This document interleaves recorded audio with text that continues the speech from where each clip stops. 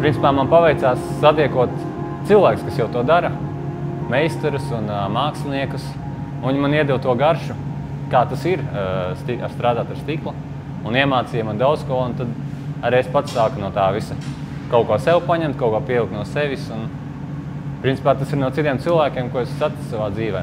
Vai tā ir sagadīšanās, vai tā ir veiksme, kaut kā tā. Stikls ir tāds materiāls, kas iemāca cilvēkam domāt abstrakti nedaudz. Jo viss ir, pārsvarā viss, ko mēs redzam tikai ārpusi. Mēs nezinām, kāds cilvēks ir iekšpusē, kāds koks ir iekšpusē, kas ir ūdens dzīlēs. Bet stiklam tu vari redzēt cauri, vai tu vari redzēt viņam iekšā. Un man liekas, ka tas tā kā filozofiski diezgan daudz ko iemāca cilvēka tādai psihei. Un arī savā ziņā atspoguļo cilvēku būtību, kad viņā iekšā ir vairāk nekā izstāsta no ārpuses. Man arī interesē pats stikla process, pati tehnoloģija, pati darbošanās ar rokām, tā materiāla izjušana un tās fiziskās īpašības izprašana. Ar karsto stiklu, īstenībā ir karsti strādāt un ir arī ļoti grūti. Šis darbs ir tāds, varbūt arī tur ir tas slēpjas, tas metafiziskais, jo tu esi tik noguris strādājot ar to stiklu, ka tev tas fiziskais varbūt tu vairs nedomā par savu ķermeni, tev ir karsti, tev nav spēka, bet tu tāpat turpini to darīt. Un varbūt, man liekas, ka tajā arī slēpjas kaut kas tāds iedvesmojošs dzīvei. Ka tu jau vairs nedomā par kā tu ej, ko tu dari, jo arī stiklu strādājot karsto, viss ir kaut kādā ziņā automatizējis tās tavas muskuļu darbības. Tu grieziņu, tu jau pat nedomā, ka tu griezīsi, tas tā kā elpošana. Tev viņš vienkārši griežas pašam un tu pēc sajūtām strādā. Viņš man vēl joprojām māca. Bet vairāk jau var iemācīties no meistariem. Un tad pats kaut kā kristalizē tās idejas. Bet viņš bieži liek aizdomāties par kaut kādām filozofiskām lietām vai par to, ka tā pat ideja, ka dzīve nav tas, ko tu redzi virspusē. Tur ir kaut kas vienmēr vairāk, un vai mēs esam tikai ķermenis, vai tomēr mēs esam dvēseli, kas ieskatās dziļāk. Vispār ar stiklu ir jābūt ļoti uzmanīgam, jo viņš arī, tu vari sagriezties, viņš var tevi satraumēt. Un kā saka meistari, tu nestrādā ar stiklu, tu viņam tikai bišķiņ piepalīdzi, jo viņš tev padodās. Tu viņu iegriez, un tev tikai bišķiņ jāpieskarās, viņš pats salūzīs. Vai arī, kad tu pūt, tu tikai iepūt, un viņš jau pats to formu veido. Īstenībā tu neesi tas, kas viņu veido. Tu tikai piepalīdzi, jums ir tāda kā sadarbība ar viņu. Ar stiklu strādājot, tu nejūties nekad viens pats. Tev vienmēr ir, viņš it kā nav tur ne dzīvības, ne tā šķiet, ka nav, bet kaut kā sastaistoties ar cilvēku, tur ir kaut kas rodas, kaut kāda tā miedarbība. Tas ir ļoti interesanti īstenībā. Nē, viņš neliekas dzīves, bet, kad tur viņu strādā, viņš tā kā, jo viņš pats kaut ko dara kā materiāls. Tā kā, tas nav tā kā tu glezno, varbūt, labi, arī tas īstenībā ir dzīves savā ziņā. Varbūt tā ir ar visām mākslām, kad viņas kaut kā tomēr tas materiāls arī nosaka savus noteikumus, tā teikt.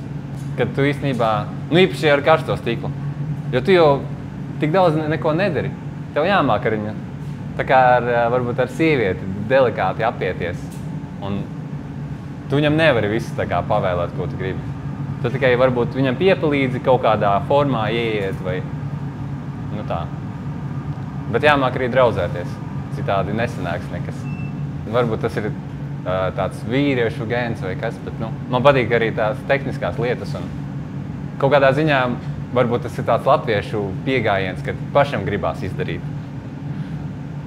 Bet man ļoti patīk mācīties. Man patīk iemācīties daudzas lietas. Un redzēt ir viens, bet tā kā saprast, kad es saprotu, kā ir ar to strādāt, es saprotu, cik tas ir sarežģīti. Izstāst tur gatavs, bet, kad tu pamēģini, tu saproti, ka, nē, tev ir tiešām jābūt īpašai sajūtai, lai ar to strādāt. Kā māksliniekam ar meistaru sastrādājoties, man arī nav tās zināšanas tik daudz, lai es varētu saprast visus procesus un Tomēr, manuprāt, ļoti daudz ieliek tas meistars. Es ielieku tikai kaut kādas savas idejas, savas vēlmes, bet liela daļa tāpat nosaka stikls kā materiāls, bet īstenībā meistars izdara ļoti daudz. Es kā mākslinieks, es varu varbūt pēc tam kaut ko pielikt tam izveidotajam objektam, klāt kaut kādu domu vai vēstījumu, bet pats process tomēr, tas ir vairāk meistaru rokās. Mans stikls liekas tomēr tas materiāls, kurš ir ļoti neparasts. Viņš ir šīs caurspīdīgās īpašības un optiskās īpašības ir tādas, kas liek aizdomāties un saskatīt lietas savādāk. Kaut arī skatoties caur stiklu kā lodi, tu jau redzi pasauli savādāk. Un īstenībā katrs cilvēks skatās arī uz pasauli savādāk. Un stikls iedvesmo izzināt pasauli vairāk, manuprāt. Es tomēr domāju, ka arī es ļoti daudz atdarinu, ko es esmu redzējis, ko citi dara. Varbūt savienojot vai kaut kādu nedaudz interpretējot lietas. Bet tāpat visu, ko es daru, es kaut kur to esmu redzējis vai kaut kur sajūtis vai kādā sarunā tas ir izkristalizējies. Man liekas, ka nekas nav tāds, ko es esmu izdomājis vai ko es esmu tagad izdarījis. Viss ir kaut kādā miedarbībā. Jaunam būt ir forši. Māksliniekam ir interesanta dzīve tomēr. Tu bieži vari attīstinoties un tikt vaļā no kaut kādām sarežģītām situācijām ar teikumu, es esmu mākslinieks. Jā, tā kā ir forši būt māksliniekam. Jaunam māksliniekam ir jācīnās. Tas bieži vien prasa daudz gadus. Citi mākslinieki tikai vecumdienās, varbūt pat tev visu dzīvi centies un tu neesi atzīts pasaulē vai kaut kādā sabiedrībā. Māksliniekam ir jācīnās un tomēr viņu uzdevums ir arī ne tikai priekš sevis kaut ko darīt, bet tas ir priekš sabiedrības un vienmēr tu dalies ar savām idejām un iedvesmo cilvēkus un tas, ko tu dari, ir īstenībā priekš citiem vairāk.